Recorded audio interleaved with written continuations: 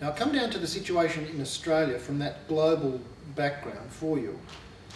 And when you consult the ABS, the Australian Bureau of Statistics always deals in three figures, series A, B and C, but essentially a conservative figure for their future forecasts, a middle figure and a high figure. 30 mil, this is out to 2056 at the moment. The mid-century projection for Australia is 30, the low figure is 30 million. The one that Rudd kept talking about, and now that Gillard doesn't want to talk about, was 35. So Rudd went for, he kind of hedged his bets.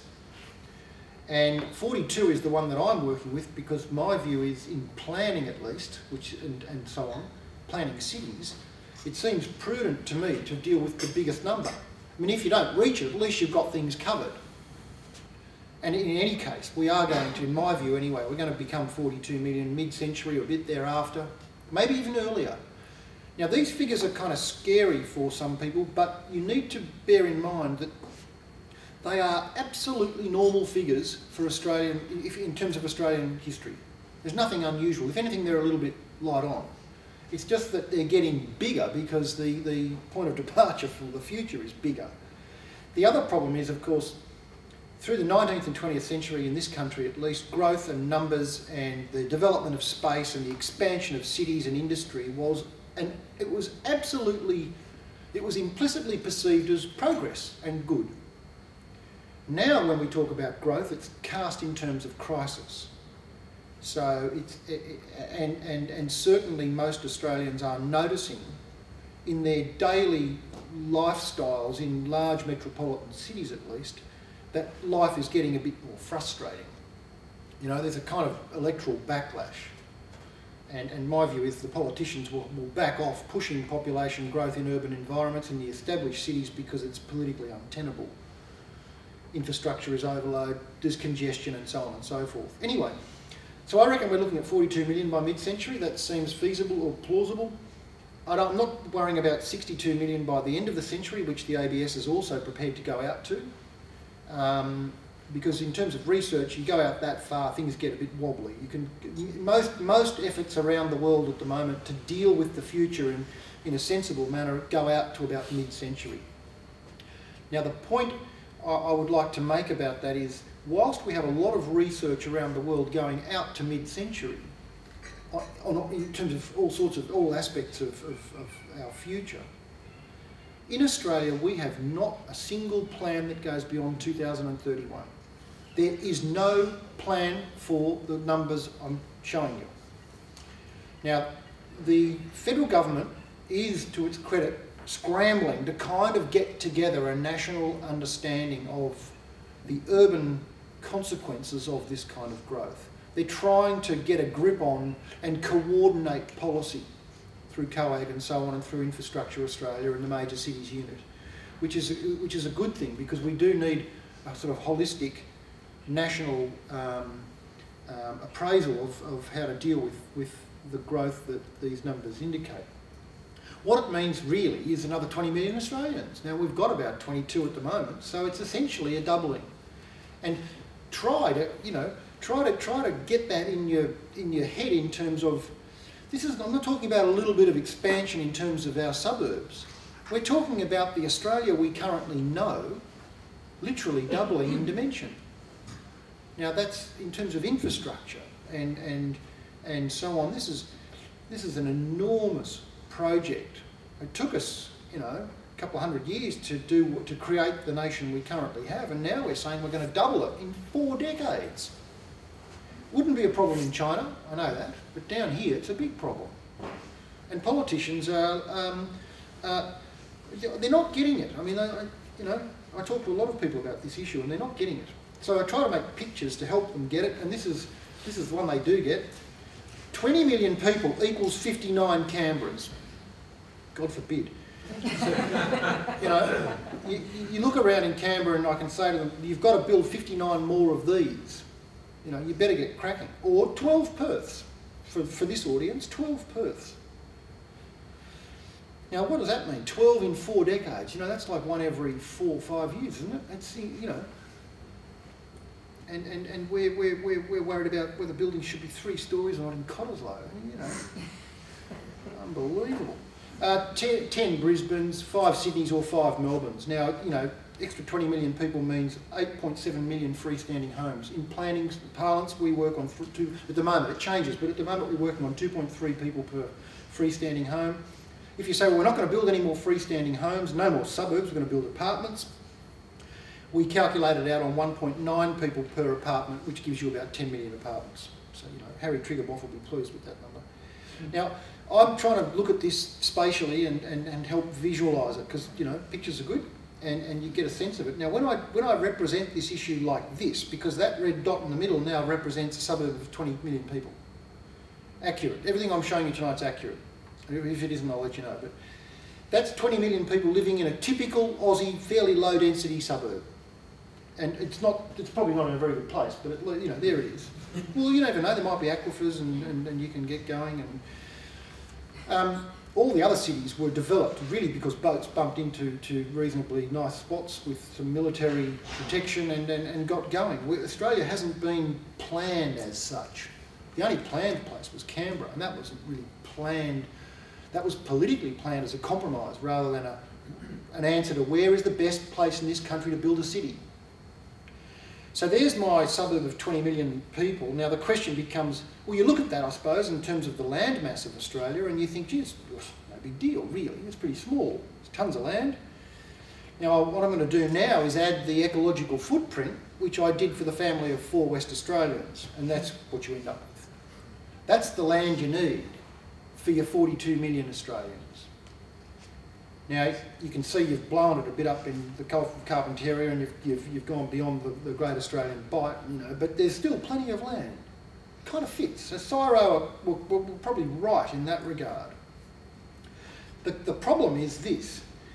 Only 10% of Australia is arable land, right? So we've got to squeeze food out of 10% for 50 million. And then deal with the economic consequences of a radically altered export market with regard to agriculture. And as I said at the outset, that agriculture, you know our agricultural landscapes are in trouble. The Murray-Darling's in palliative care, the wheat belt's full of salt, and we have to drop 200 million tonnes every year of phosphate on the country to keep boosting it. So it's something, you know, something's going to have to give. Water will be another problem. These little squiggles you can see there, there's little Sydney harbours, and we need to find about 76 of those in order to give 42 million Australians enough water, assuming their current habits don't change. You know, your 10-minute showers and I like collecting sort of big silly ideas about how we might deal with this perplexing country of ours. And this is a collection on this map of the dashed lines are ideas that didn't get built, and the solid lines, there's only 2 of them, the CY O'Connor pipeline and the Snowy Mountains River Scheme on the your right-hand side. All the others are just big ideas for how we might move water from where we have it to populations where we don't have it. And you know the last one from Colin Barnett was to the Cane Toad Highway down from the Ord into Perth, and they're talking about it again. And I've got a couple, I collect them, so here we go, there's a couple more. This one was from the former director of the Liberal Party, Elliott, the other night, said no worries, we'll take it from the Ord and run it east, not west, and we'll flush out the Murray-Darling. It's just an engineering problem, you see. Australia is just a simple problem of engineering and enough gutsy blokes to really get into it and do it. You know, Australia actually doesn't work like that, and we should have learnt that by now. It's a very subtle landscape, it's complicated, and it usually mocks big, you know, A to B engineering interventions. I mean, in fact, if you want to know about how the Australian landscape works, you probably need to consult the people that have been living there for 60,000 years. I mean, if I moved into a house and people have been there for 60,000 years, I'd ask them, you know, where the lights and the taps were and all the rest of it. We've neglected to do that. Now, this is the other one I read in my local paper the other day. A bloke was saying, well, he's got a better idea. He's going to run water in a plastic pipe from the Kimberley, and it'll go under the ocean and down to the booming metropolis of Perth. And this is my personal favourite. This is Lang Hancock.